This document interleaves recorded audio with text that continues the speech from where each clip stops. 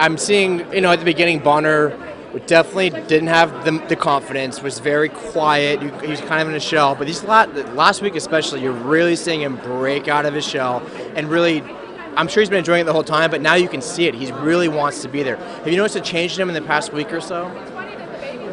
I've seen it grow over the last 8 weeks. Yeah. I've watched him go from being incredibly insecure about movement in general to being able to start thinking about characters and performing, and it's so incredible as his coach to see that.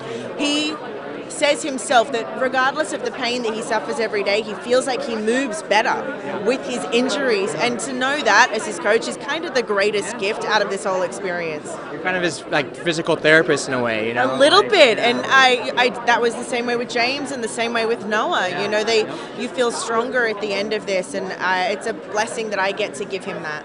Very cool. All right, so who do you think is your biggest competition going on now? Oh my goodness, everybody. Yeah, they're all pretty damn good now. So it's either the gymnast, the pop star, everybody is incredible. And then David, who I think is one of my favorite personalities I've seen on the show in a long time. So I want to ask about that. So Julianne said the show was a bit of a popularity contest last week when hearing about how they're going home. Do you agree with her?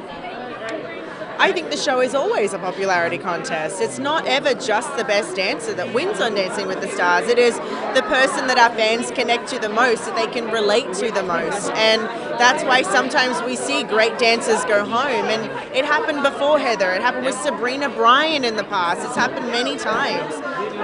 You have to lay it all out there on the line. You have to wear your heart on your sleeve, and you have to be real. And I think that's something that Bonner does. I think that's something that David does. I think that's something that all of our remaining contestants do, and that's why they're there.